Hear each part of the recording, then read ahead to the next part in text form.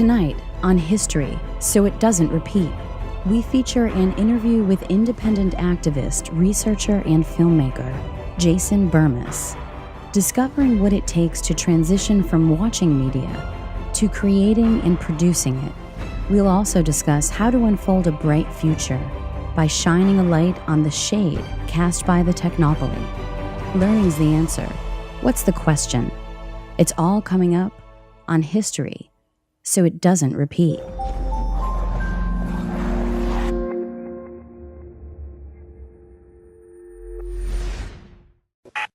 Welcome back to History, So It Doesn't Repeat. I'm your host and navigator, Richard Grove, and tonight we feature another courageous individual who, after experiencing cognitive dissonance in his life, leveraged his skills and harnessed his work ethic to participate in creating some of the most prolific films ever released to an internet audience. Jason Bermas is an 8-year veteran of the War on Truth. His media skills as an independent filmmaker and a radio talk show host shine out from the shadows cast by corporate media, calling upon a wider audience to look over here at what you're not being told. His past co-productions include Loose Change 2nd Edition and Final Cut, Fabled Enemies, and Invisible Empire, A New World Order Defined, which have been viewed by many, many millions of individuals around the world seeking truth. Jason's latest projects include Punk Rock Politics and his upcoming documentary film, Shade, which he's co-producing with Shepard and Bellis. Jason, welcome to History. It's been a few years since we last exchanged notes. For the benefit of the audience, treat it like they have no contact with you. It's a fresh audience. Where would you begin with the story of how you went from average guy who watches media to independent filmmaker extraordinaire who creates media?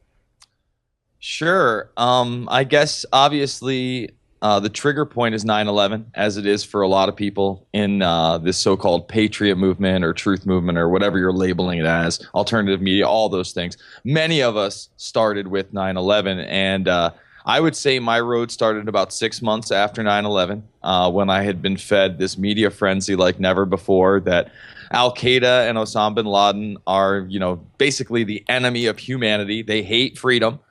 And we need to start this war on terror so that we can stop these people from murdering innocent people. And there was just a lot going on during that initial 6-month period that did not seem to fit with what they were originally telling me. And of course, the internet was booming at this point. A lot of people who had first gotten internet in their homes in the mid 90s or even the late 90s, it was basically an AOL chat system with a few big name websites out there. Not much. There was really not much out there. But as it progressed around 2001, 2002, you saw people uploading videos, although, real media was still alive at that time. Everything was highly compressed. There were a lot of different, I guess, websites that you would call almost blogs, precursors to blogs at this point. And it wasn't until I had actually gone to my old high school, where a few of my friends had now become teachers and went to play a men's night basketball game that I started questioning the attacks. I know it sounds odd, but it was when I went into my old high school bathroom / locker room where we used to get ready for soccer, basketball, baseball. Very small school. I graduated with 54 kids. This is a school for 12 to 18-year-olds. So I was kind of taken aback when I went to the urinal, and in the urinal was a picture of Osama bin Laden, and it said Operation Enduring Freedom. And I was just like, whoa, this is pretty insane. When I was a kid, Gorbachev was the enemy. It was the Red Scare. We were still doing duck and cover drills. And I just thought to myself, man, that was an international scare, and I was never pissing on Gorbachev. So why have we made this transition into now having our children literally defecate on the enemy? So right there, just something blew me away. I was like, man, I better make sure that this is the lone guy. I know they've lied to me about Kennedy. I know they've lied to me about other historical events. I really need to do some research into this. And I came across a website that night because honestly, I couldn't wait. After I got done playing basketball, drove home an hour. The first thing I did, I don't even think I took a shower, is I jumped onto the internet. And all I wanted was a timeline. I was like, look, if I can see a timeline of that day that makes sense, that doesn't have any questions, that there aren't any really important questions, I'll buy into this story. And I find a website, it's still up today, 911timeline.net, and this is by Mark R. Elsis, and he did standdown.net. This is the precursor. This isn't the big Paul Thompson timeline that people talk about. It's just a 24-hour timeline. And I was taken aback by it. I saw our military spending. I saw our Air Force response. I saw a breakdown of how we had just given $40 million in aid to the Taliban in July, and offered them even more if they were willing to put our Chevron pipelines in there. And I was like, wow, this is quite the precursor. And then you look at the day and how things went down, and all these different questions started to arise in my brain. I think it was a little less than 40 pages. I sped through it, and I just wanted to find more and more and more. And of course, after taking a look at some of the lie hop or let it happen on purpose information, I started to delve into the theories of controlled demolition and what had happened at the Pentagon and what had happened at Shanksville, Pennsylvania. And obviously, there were some big questions there. I also remember at the time seeing a report by Fox News bashing a French author who had wrote La Pentagate, Thierry Masson. And I thought to myself, I remember the initial reaction was, oh, the French will say anything. They hate America. Of course it's them. And then I start seeing this evidence, and I'm like, wow, these are actual questions. Take it one step further, probably about 2 months after that, I come across Alex Jones for the very first time in a 77 megabyte real media file. The Road to Tyranny, the audio's off, the compression's horrible. It's a 2-hour plus movie. I'm sitting there and watching it with my really good friend and roommate at the time, and we're both looking at each other like, this can't be real. This can't be real. That can't be real. So literally over the next 2 days, I went by this movie piece by piece by piece, looking for the source information, and 9 times out of 10, I was able to find the source information. Even if it was a little bit skewed from what had been presented, there was enough meat that I wanted to prove him wrong. I didn't want to believe Alex Jones. That was the last thing I wanted to do. So it was from that and that passion that started to build inside of me, because all I saw were more wars of aggression. I saw my friends being taken from the National Guard and put overseas into Iraq, and I thought to myself, this has got to end. This has got to stop. I didn't know what I was going to do. Basically, for a period of time of about a year and a half, maybe even 2 years, I was just that guy at the party that was talking about the news and talking about quote-unquote conspiracy theories. And a lot of people did not like me for it. I lost a lot of friends in the very initial response to this. So fast forward about another year, 2005, the summer of 2005. And that's when one of the guys that I'm working with, I'm at my job, I'd showed him some things, and I'd showed him a piece of Loose Change, the original one, not Loose Change second edition, which I was involved in. And he says, oh, I went to high school with Dylan Avery and Corey Rowe. And I'm like, wow, I thought they were from D.C. because initially the website said they were from D.C. and I had no idea they were from Oneonta, New York, that they'd gone to high school here. I went to college here. A lot of people think that, we were a bunch of college kids doing that. Nothing could be further from the truth. I was out of college. They never even went to college. My buddy called up Corey within an hour. He was at my restaurant, and I talked to him for about an hour and a half, and he was kind of just blown away on what, I was kind of feeling him out, seeing what he thought was, other than 9/11, if he had any knowledge of any of these other geopolitical and parapolitical situations. He had a little bit of one. Dylan was definitely more of the brains behind it, but he knew somewhat what was going on. He could recognize that I had done my research. So he actually came back later that night with a rough copy of the second edition script and said, hey, I'd really love you to go through this and see what you can add and what you can take out. And Dylan will be back in town in 2 days and we'll all get together. So, from my night job getting that script to my day job the next day as a graphic designer, I was on the bus out to my print job over at Barton Butler Graphics, and I'm going through this thing, and I'm like, oh, this is really good. This isn't so good. I want to put this in here. So I start going through the whole thing. 2 days later, Dylan and Corey come over. We go over the script. I show them a bunch of videos, and, I'm sure they had been approached by a lot of people wanting to help and saying that they had this video they hadn't seen or that video. But for the majority, that wasn't the case. With me, it was the total opposite. They were blown away. They're like, I've never seen anybody with a collection like this. Where did you get all this stuff? And I'd explained to them that I was just hitting as many file share networks as I possibly could, getting as much raw footage. So really, that's where I initially fell into filmmaking and joined the team for Loose Change Second Edition. It took off like no other internet film really had at the time. This is the pre-Coney era, I guess. And it was almost the pre-YouTube era because YouTube had really just been launched for a year or so. You couldn't upload large videos. It was more Google video. It's before Google absorbed them. And it was through that Google video explosion that people were taking our video. They were putting it into other languages. We were getting called up by media outlets after our initial local media explosion with Binghamton, who had covered us only because right before we launched the movie, we went to a Cindy Sheehan event at the college. And we're the first ones there in Investigate 9/11 t-shirts that I had printed up at my shop. From there, Loose Change explodes. We're all over the place. Together, we make a final cut, which is a lot more refined, I'd say a lot more adult, really taking away from any of the speculation that maybe was in that second edition and really trying to refine it for that older audience.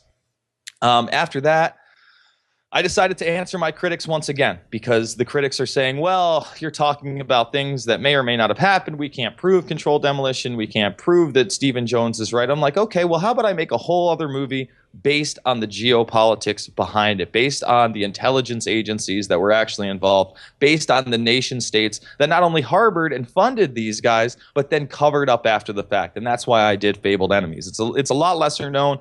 But within the 9/11 truth community, you know, you can look into it. People put it as the top movie most of the time because of the fact that it doesn't go into any kind of speculation. It lays out the drills, Pakistan's role, Israel's role, the shadow government or the continuity of government programs role, and so much more. And even as Joe Biden before he was even the vice president, you know, and a lot of people, even after the fact, you know, Aaron Dykes got a hold of me probably, I don't know, a couple weeks after Obama had picked him, and he said, man, you really did predict that Biden was going to be in the face of the public. And I was like, well, you know, he had been an establishment guy for years. You know, he'd been a senator for over 20 years. You'd see him at all these hearings. He was very likable. You know, to me, he comes off as kind of that likable kind of Clinton guy, that guy you would kick back a beer with and smile, but he's not. He's another ruthless politician. So I make that film, and really that's probably my end in doing films about 9/11, only because it's been done.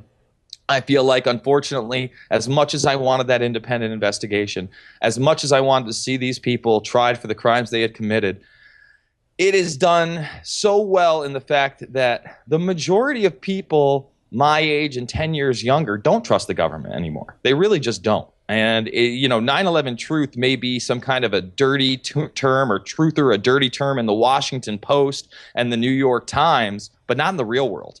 Okay, in the real world, you talk to people and they're like, yeah, no, I know all about that. Yeah, Building 7. Yes, I do know all about that. And that's why I feel like we've gotten to this level now that InfoWars is almost as mainstream as you can get with the way that Drudge has propped them up. People now, you know what the Bilderberg Group is.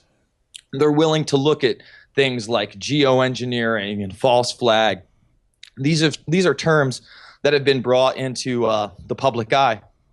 And really, my last film was kind of a take on that. It was the big picture film.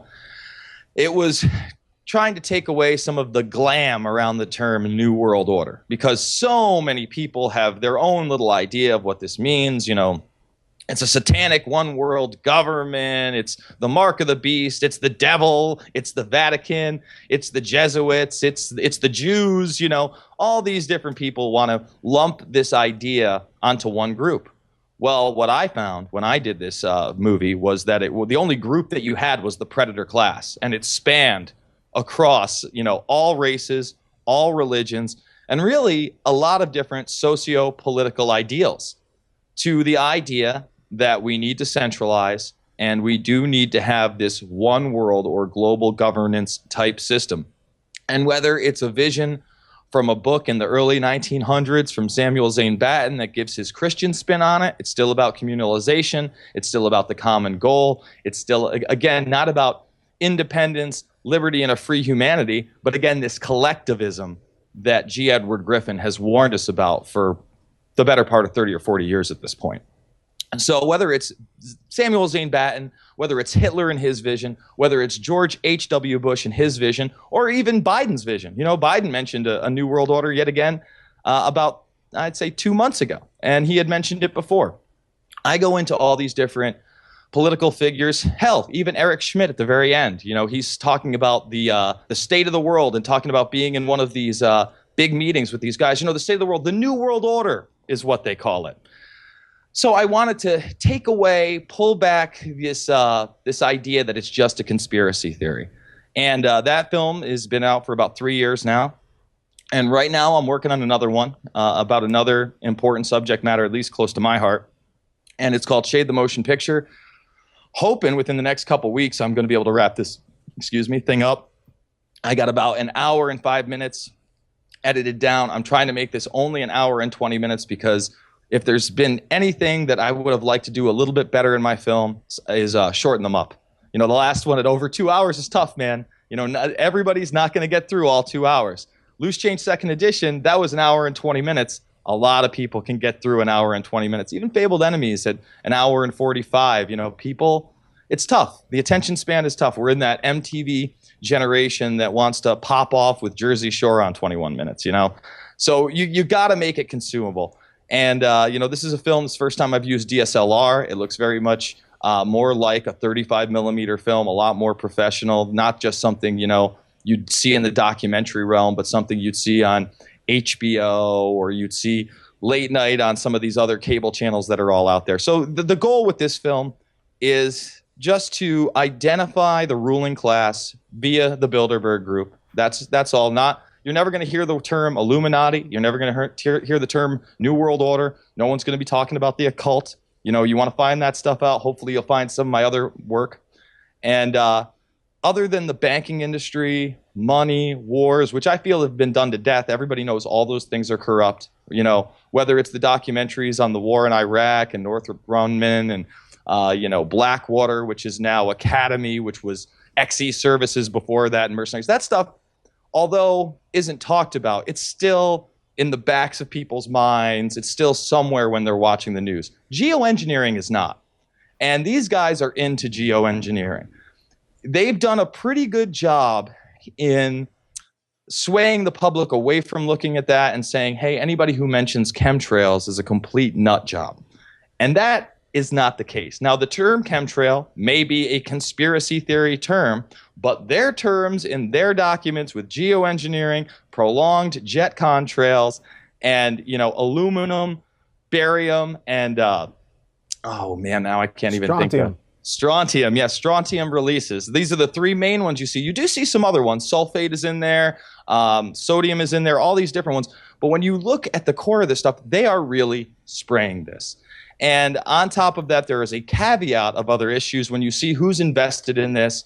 And they also happen to be invested in GMO companies such as Monsanto. And the fact that you can also bet on the weather through the Chicago Mercantile Exchange. People don't realize that this is literally a money-making non-gamble for those in the know. It's not a gamble. If you know that you're manipulating the weather, if you know there's going to be heavier rain or there's heavier snows, and you bet on that and bet on the damage, there is no gamble. There's no betting. You're just going to make money on that. And Rosalind Peterson is featured heavily in this section, and she does a great job of explaining that to the masses. So the goal at this point is to get out another movie, get it out into the public eye, hopefully make a little bit of money so I can make the next movie. But really, you know, if I never make another movie again, I just want millions of people to see it. So, you know, this film, just like everything else I've ever done, and this one's with IntelliHub.com and Shepard Ambellis, will be given away for free. People will be able to download it off the internet and share it, and we are going to encourage people to buy a hard copy and make 10, 100, 1,000 copies and hand them out. I think that's the way to release media. When we talk about the free distribution of information, a lot of people fear that they're going to give up their copyright and somebody is going to be able to profiteer, if you will, off of your work. Well, that's the least of my worries. You know, I've got to tell you, that's not going to happen, or you're not going to make as much money. I know most people that sit there and say the money doesn't matter to me are full of it, okay? But I got to tell you, on this subject, the money shouldn't matter to anybody, okay? The money should never matter when you're just trying to get truthful information that can change humanity for the betterment of society out there. And to me, I've always found that even though I give these things away for free, I make just enough money that I can make another film, that I can do another project that can open another mind. And through the free distribution of this media, because let's face it, television's not as big as it was. In fact, I don't even have cable, Richard. Everything that I watch, I download off a TV. Okay, my 2 televisions that I have are not only 3D, but they're smart TVs. They have YouTube right on them.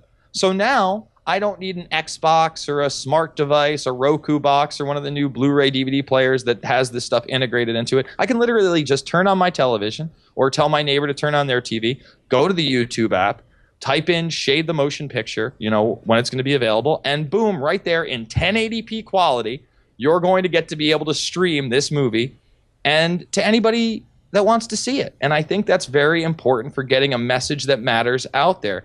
I really do believe those that are doing this for the right reasons will always find another way to share that information. And now we're talking about information that's not only spread over, say, a smart TV, Richard, or someone burning DVDs, but if you've got a 4G connection on your smartphone, you can watch it without interruption streaming on a 5-inch high-def display. I think that's one of the brilliant observations that many people have yet to make. It's like, we could, just keep our media to ourselves and just sell it to the public and only a few people get to see it. Or you could recognize that there's really 2 audiences. There's the audience that wants to see it off a torrent, maybe a YouTube or a smartphone app or something like that. And then there's an audience that buys a DVD. And sometimes the first audience buys the DVD as well as downloading the hack torrent or the YouTube video or whatnot. So really, we've done the same thing with the Ultimate History Lesson with John Taylor Gatto. There's a 4-disc DVD set, but there's also the 5-hour HD uncut footage, same as you would get on the DVD set, because I realized it's not the same audience, and a lot of people who watched it for free online then come and they want to buy the DVD so that they can have it in their house. So I think it's smart because, what I realized is, as someone who doesn't have expendable money, what's the happy medium? Because afterwards, if I found it a relevant, well-made film, I would go buy the DVD. And then it was like, 1 plus 1, okay, let's go with 2 here. There's 2 options, and giving it out to those people, I agree. It doesn't prevent them from buying the DVD, and it's, these different audiences, you have to cater to them, because if not, someone's just going to scan in your DVD, and they're going to put it online, and you're going to have an unauthorized version where the audio's off and the compression's off. My theory was create the torrent files yourself, put them out there yourself at the same time you put the DVD out, and let everyone have at it. Because, if you see it online, you're probably going to want to watch it again, and you're going to want to take it a little bit more seriously. So online, YouTube or your smartphone, it's almost just like advertising for, when you have time to get home and get serious, you can also sit down and watch it on your bigger TV, because, the smart TVs do have these YouTube applications. Well, there's 2 caveats to that. Those familiar with the Disclosure Project and the new film Sirius that just came out. I watched an interview with the guy who Stephen Greer, the Joe Rogan podcast, talking about basically how they wanted to do downloads for free, or not for free, for pay for downloads. They didn't want to give away a free version. They wanted it to get out and blah, blah, blah, blah. Well, I'm sitting there nodding my head the whole time, because I'm thinking to myself, dude, it's going to be out for a day or 2, and it's going to be all over YouTube, and there's nothing you can do about it. You can sit there and individually take them off one by one, but that's just going to alienate your audience, okay? I don't really want to weigh in on the film, because honestly, I didn't think it was the best production out there. There was a lot of problems with it, but that's a whole nother issue. But the way he wanted to do the distribution was so counterintuitive that it's not, even if it was a great film, it's not going to be as powerful as it could have been.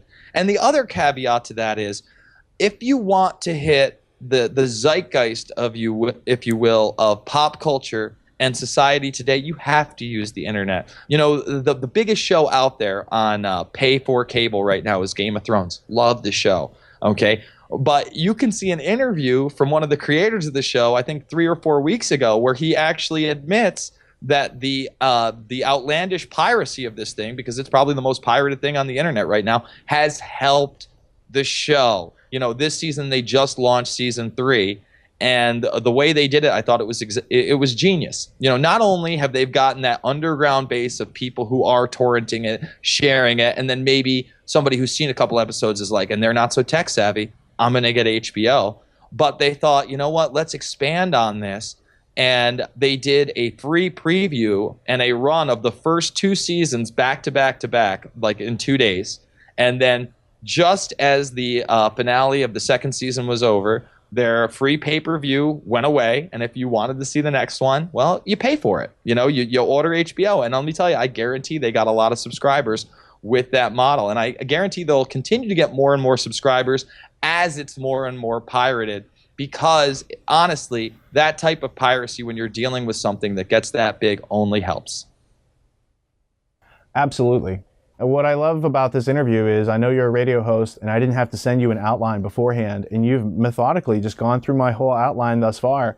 And what I wanted to talk about next is what, the Bilderberg Group and GMOs and all these things you're talking about also lead up to eugenics as part of collectivism. That's one of the points you didn't hit yet.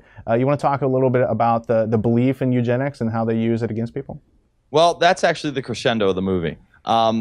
I'm not trying, one of the things, I spent time with Rosalind Peterson, and for those that don't know her, she's CaliforniaSkywatch.org. She's an ex-crop adjuster of almost 30 years. A bit of an environmentalist at this point, was before, otherwise she wouldn't have been working with the environment. And the point is that she doesn't like the fact that there are a lot of people out there fear-mongering. And I have always said there's a fine line, because there has to be somebody shouting from the rooftops the way that things have been going. Because let's be honest, we don't live in a free nation anymore. Our Constitution has been ripped apart, eviscerated, our Bill of Rights as well. We do live in an outward national security police state. However, the ideas have been out there that all of a sudden we're going to have just a major catastrophe or a major outbreak, and 85 or 90% of us are going to be killed by a disease. Although that has been put out there by certain elites and certainly promoted by some people, there doesn't seem to be that outward agenda that, tomorrow it's going to happen. You need to have you need to be ready tomorrow or next week or next month. And I've never made a prediction. Oh, we're going to have this happen. Never along those lines, because I don't want to be that guy. And I know that she doesn't want to be associated with something like that. And I've really tried to stay true to that. But unfortunately, you can just go to you don't have to go to even their white papers. You can go to interviews with people like Ted Turner, which will be in this film, the end of this film. And Ted Turner will openly tell you he believes in a world populace of 2 billion. Now, he's the head of the United Nations Foundation. People will say, it's largely a ceremonious role, but it's really not. Right now, the United Nations has been and will be for the foreseeable future the engine of global governance. Okay, they're the ones behind many of these mass vaccination programs, these programs to give a medical attention in a third world beyond that. So you have to look at this organization as being serious, and you have to look at the words from their heads as obviously having some merit. So in this film, aside from, the meeting between Ted Turner, Bill Gates, Bloomberg, Oprah, Warren Buffett, David Rockefeller, where they're here to save the world, NBC put them on the heads of the Justice League, the Flash, Superman, Wonder Woman. They're here to save the world, but then you look a little deeper and they're talking about what? Population control, population reduction. And you can put as much lipstick and rouge on a pig as you want, it's still going to be a pig. And when somebody like Ted Turner says a population of 2 billion, but it's only through volunteer one-child policies, which is ridiculous. Obviously, volunteer policies are not policies at all. They're imagination land. We're going to get down to 2 billion people somehow. Just is not possible. So how do you go from 7 billion to 2 billion people? Well, unfortunately, 5 billion people have to die. And that means not only is the person next to you maybe at risk and the person on the other side of you at risk, but you're at risk. You're not a millionaire. You're not a billionaire. Your family's not royalty. You don't have the antiquity of somebody who, has been in the limelight for 100 or 1,000 years. That's not the average person. So it should be alarming that people who own vast media empires, although obviously Ted Turner was kind of taken out during that Time Warner deal. He's not as big as he was. Bill Gates is bigger than ever. We're about to put an Xbox Connect system in every single home that's never going to be turned off, that's going to go upload information to the internet one time a day with a Connect system that has now gotten so advanced it can read your heartbeat. Forget about the facial recognition, forget about the voice recognition, forget about the recognition of the t-shirts you're wearing and the things around your home so they can sell you more bullshenanigans. The fact of the matter is this can read your heartbeat, your emotions, everything. This is an internal spy device like no other.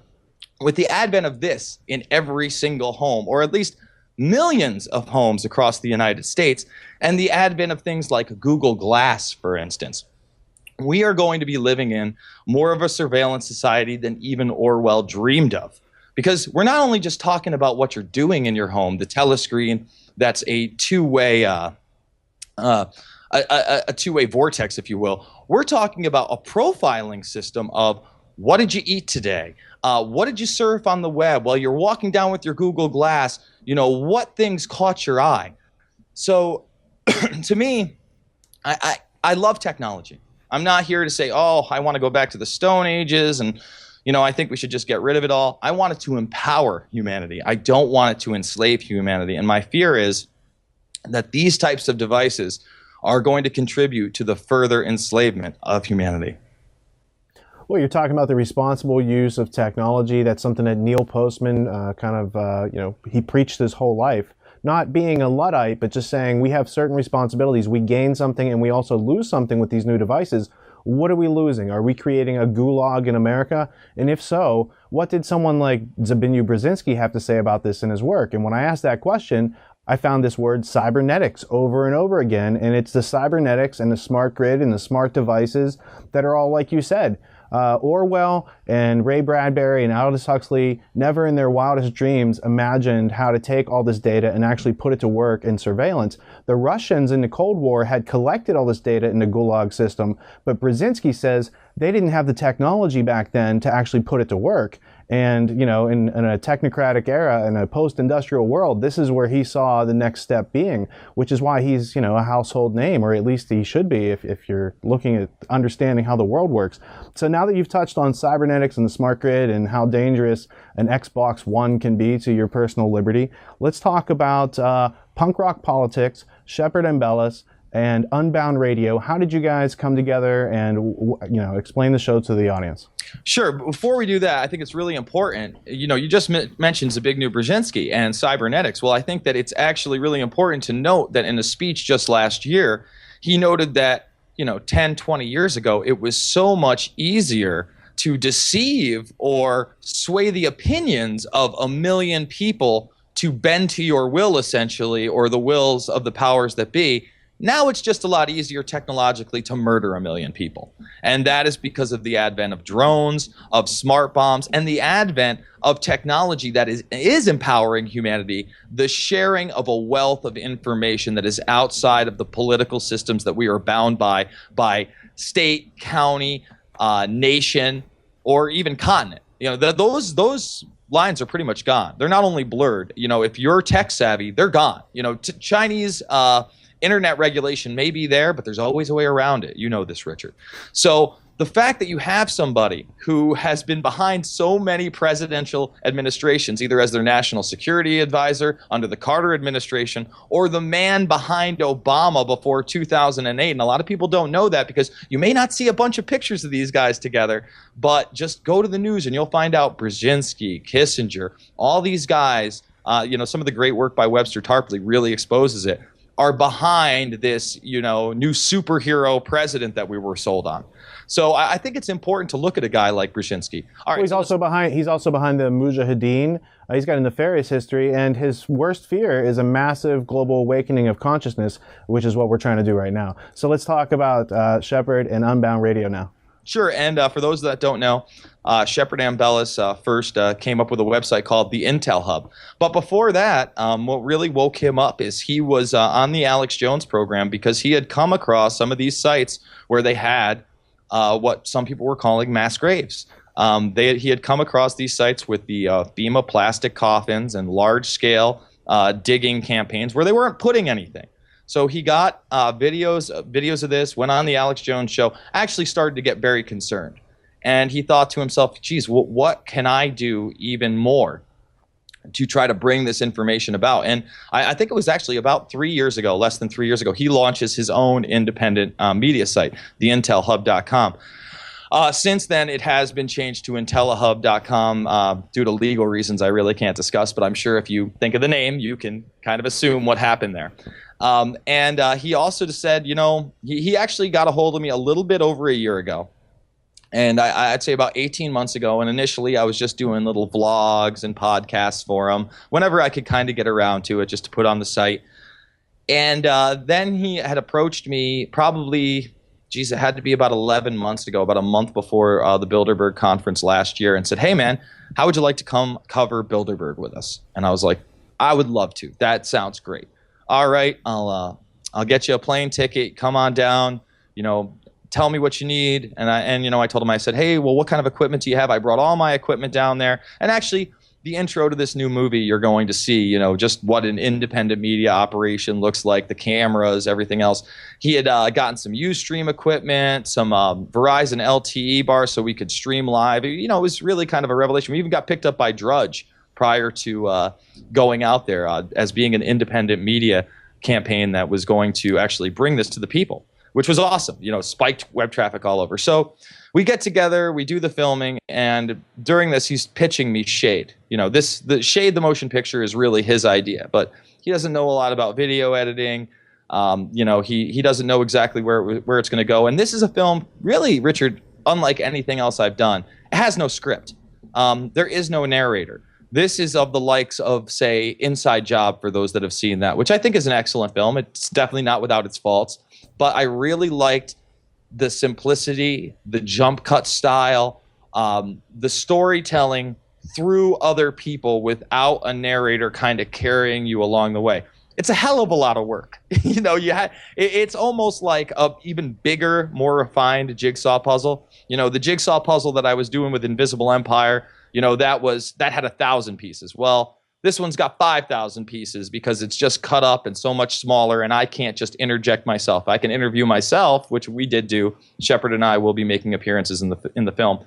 But it's not as easy as, all right, this is what I want to say. Let me lay it down on this, and then I'll cut it over, and then, we'll throw some B-roll over it. So I can't thank Shepard enough. He is trying so hard to bring Unbound Radio to an even bigger audience. I do a show there 6 to 8 p.m. Monday through Friday. I try to do as many live programs as I can. I work a 40-hour a week regular job. I'm working on this film. It's not just 10 hours of radio you're talking about. Every show that I do, 2 hours of radio, I'm spending 1 to 2 hours a day going through the 20 to 30 news stories that I bring you on that show. And kind of like what I've always done, even when I was over with Infowars.com, I was never a guy that could take 2 or 3 subjects and just do 2 hours of radio on it or 3 hours of radio. I always wanted to hit as many, because there's so much news out there. I can't get enough, of being on the Daily Mail, on Reuters, on the Guardian, on the Telegraph, on the New York Times site, all that stuff. CNN, I'm all over those sites.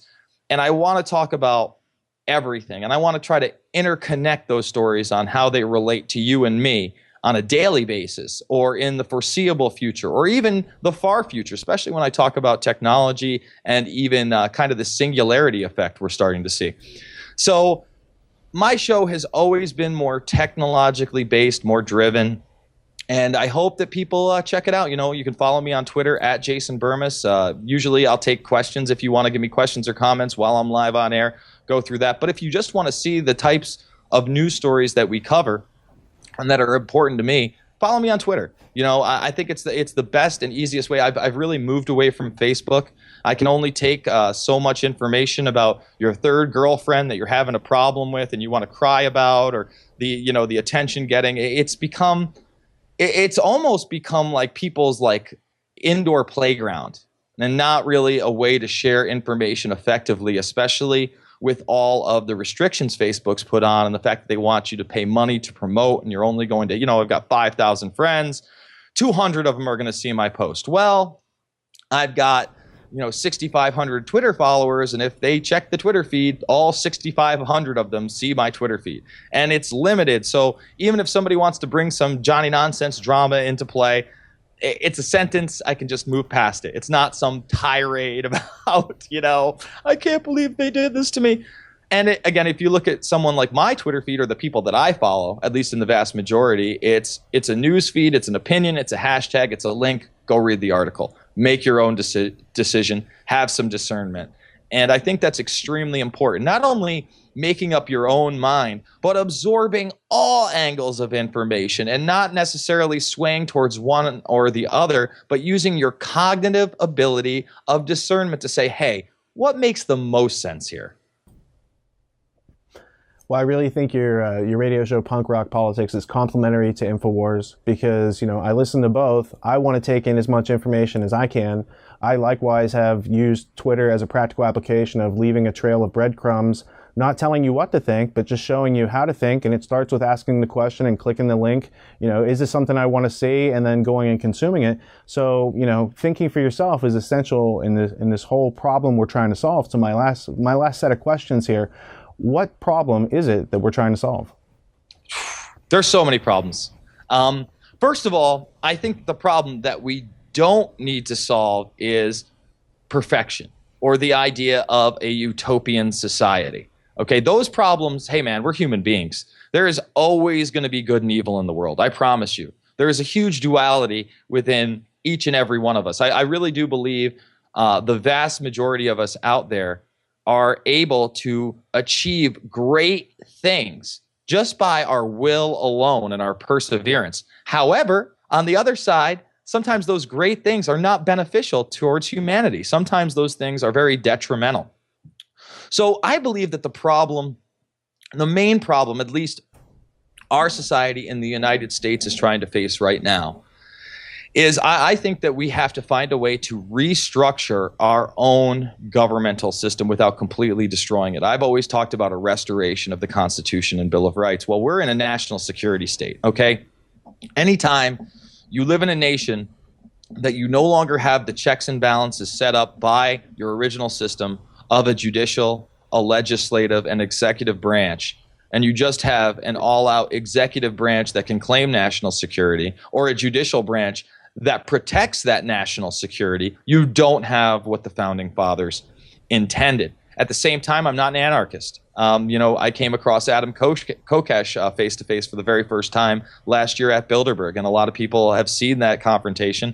It's a 20-minute conversation where I think he's being completely unrealistic. And that's not to say that I don't like Kokesh. I interviewed him before. I like a lot of what he does. I think he makes a lot of great points on Adam versus the man, but I do not believe an anarchist society can survive, let alone thrive, in the technological era that we live in. And what we're fighting, it's not just technocrats. It's not I've heard technocracy as a term. It's none of those things. It's a technopoly.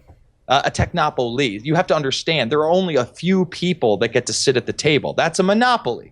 And when you're talking about technological advances in medicine, in power production, in food production, that is a technopoly. That's what we have.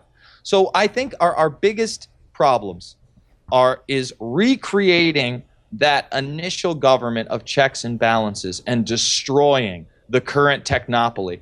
But in order to do that, you really have to undermine thousands of years of oligarchical behavior, especially by bloodline royalty. It blows my mind that we are sitting here today in 2013 and we are still watching royal weddings on television and acting like there's nothing here but a show. No, these people are politically relevant. They're monetarily relevant.